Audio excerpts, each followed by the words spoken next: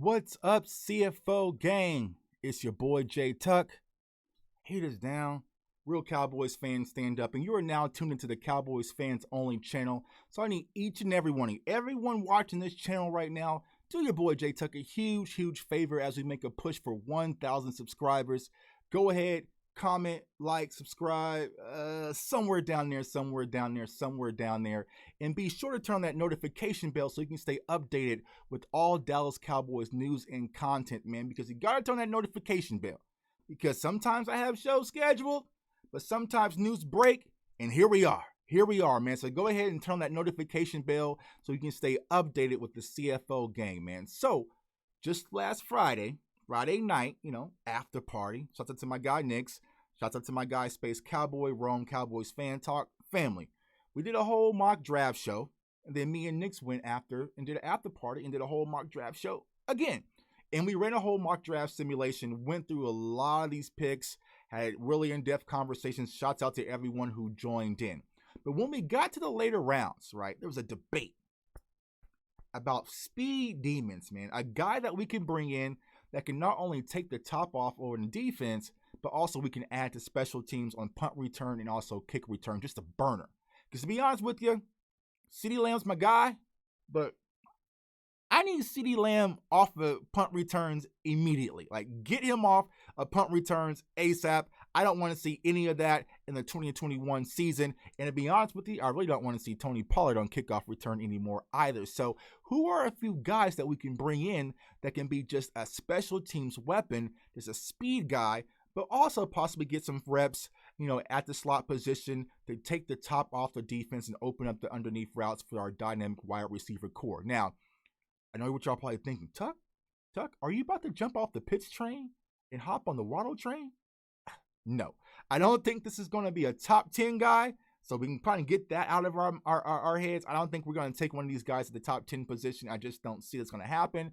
But if we're able to get these guys day 3 or maybe in the later rounds of day 2, you got to go for it. So Jalen Waddle will be out, though I think Jalen Waddle is going to be a dynamic player. But there's another Jalen, so let's go ahead and get to him. So out of University of North Texas, out there in Denton. I know a lot of you guys who watch my channel, you're out there in the Texas area, so you watch this guy heavily. One of my good friends, he's out in the Denton area, so I've watched him a few times as well at North Texas. But Jalen Darden, man, he's a dynamic wide receiver. Now, he just isn't a special teams catalyst. He's a guy that can really add to our offense if you're able to get him. Now, I will say this when it comes to Darden, I think his name is starting to slide up a lot, right? I think he's going to be upward, probably second or third round type guy. I think that's going to be a little too rich for the Dallas Cowboys blood. But if he happens to slide, you're getting a guy from North Texas, man, that I think is going to be dynamic, not just only, like I said, in the kick return game, but also a guy that you're going to be able to get that can really add some depth and dimension and some tenacity to your offense, because he plays with a swagger. He kind of reminds me of Gucci, man, because he kind of looks like Gucci, but he has this swagger about him. 74 receptions, almost 1,100 yards last year, 19 touchdowns. So he is starting to climb up a lot of boards that I'm watching. But if he's able to slide and the Cowboys are sitting there at the end of the third rounds and he's just right there, I would go for it. You guys know I like toys. I definitely would go for it.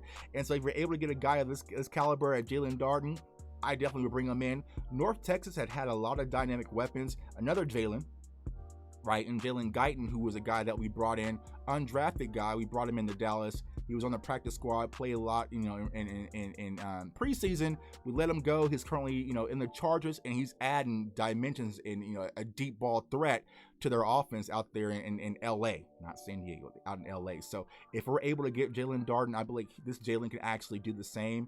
You definitely got to go for it. Another guy that I had on my radar, Jalen.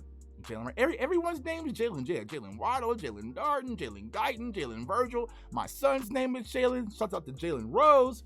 Jalen's a very popular name. You see how people kind of twist the spelling and whatnot, but a lot of Jalen's out there. But Jalen Virgil out of Appalachian State is another guy that the Cowboys could bring in. Now, he doesn't have the stature or the stats that Jalen Darden has. I mean, he only had about 22 catches last year for about 200, but he's a shifty guy. possibly will be there in the 6th or 7th round that the Cowboys could bring in just to be primarily focused on special teams. So I would definitely take a look at this kid just from a purely special teams point. Now, does he have the same upside as Darden does? Absolutely not. Absolutely not. But he's a shifty guy that you can always just get the ball in his hands and just sit back and let things happen. Now, the next guy on my radar, right? You guys know, I'm an ACC guy.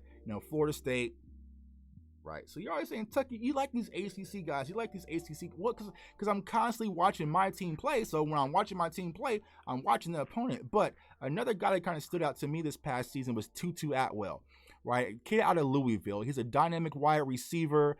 He's a guy that can add to not only, like I said, special teams, but he can also add to our offense. Like, he would be a great slot addition to the Dallas Cowboys. I would definitely take a look at Tutu Atwell out of the University of Louisville. I mean, not last year, but 2019. I'm starting to get all mixed up with these years, man.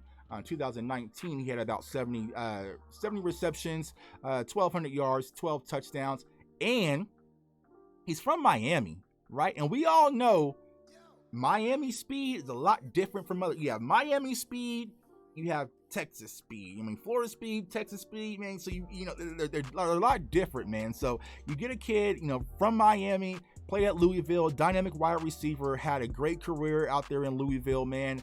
And like I said, not only a special teams guy, but a guy that you can bring in that can take the top off of the defense and really come in and add some verticality when it comes to this offense. So Tutu Atwell out of the University of Louisville is one of my personal favorites, who I was kind of, jumping down on the desk for when we did our mock drafts. Now, the next guy that I want to mention is my guy Nick's guy, man. So shouts out to my guy Nick. Definitely join the Star Gang Facebook group if you haven't already. But when we did the mock draft, his guy is Anthony Schwartz out of the University of Auburn, right? And he's a great kid, man. Anthony Schwartz is a consistent wide receiver as well. Another small, shifty guy with blazing speed. Now, I will say this. When it comes to all these pro day numbers that we're seeing, Tuck ain't buying them. Nah, bro. Tuck's not buying all these 4.3s and 4.4s and 4.2.1s and all that. So I get it. But the guys that I do have mentioned, they are blazers. But a lot of these numbers are kind of I saw a video drop on Micah Parsons' pro day numbers. They actually clocked it themselves, and it was slightly off a little bit. But Anthony Schwartz is a dynamic receiver as well in his own right, man. Out of the SEC, University of Auburn, 54 receptions, 636 yards, 3 touchdowns. But he's consistent, a guy with dependable hands, and like I said, just a burner that can take the top off of a defense. So I'm good with either or. If you're able to get my guy Tutu Atwell or Anthony Schwartz in the 6th or 7th round, I'm all for it. That's a victory. Let's get up out of here. Now, this last guy I listed, man, he got a fun name. You know what I'm saying? Like, he has a fun name. And it's Whop Philor out of the University of Indiana. And just imagine the Cowboys in the late rounds is just going to draft some Whop. You know what I'm saying? Like, think how much fun we can have with that name, Cowboys Nation. Whop. You know what I'm saying? Some Whop. We got some Whop. Now, Whop Philor out of the University of Indiana, 70 catches, about 1,000 yards, 5 touchdowns, but another speed guy. He was dynamic in the Indiana offense, brought a lot of, weaponry. We're able to use him out of the backfield, different situations. So he's a guy that you can possibly get, like I said, 6th, 7th round, or possibly he'll be undrafted. I'm not hearing his name mentioned much, but he's another guy that will be fun to have, just from the namesake, but also another blazing speed guy that the Dallas Cowboys can bring in. Now, I will say this. There's some few guys that you see below that I didn't talk about, right? And I know y'all was going to kill me because Tucky, Florida State. Y'all always want to talk about Florida State guys.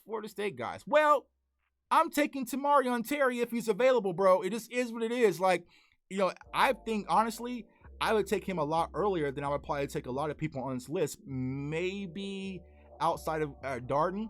But I would take Tamarion Terry if he's sitting there staring me in my face because, like I said, he's not only an insurance policy for Michael Gallup, but, man, he's just a big threat. And honestly, as a Florida State fan, I tell you, Jordan Travis is cool.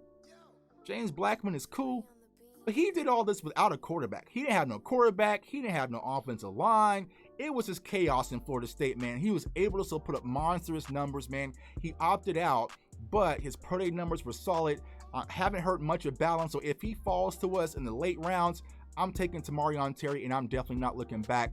Another guy that's been mentioned in the Star Gang group, that's why you guys got to join the Star Gang group as well, right? Dwayne Eskridge out of Western Michigan, a guy that I watched film on the other day when the video was posted.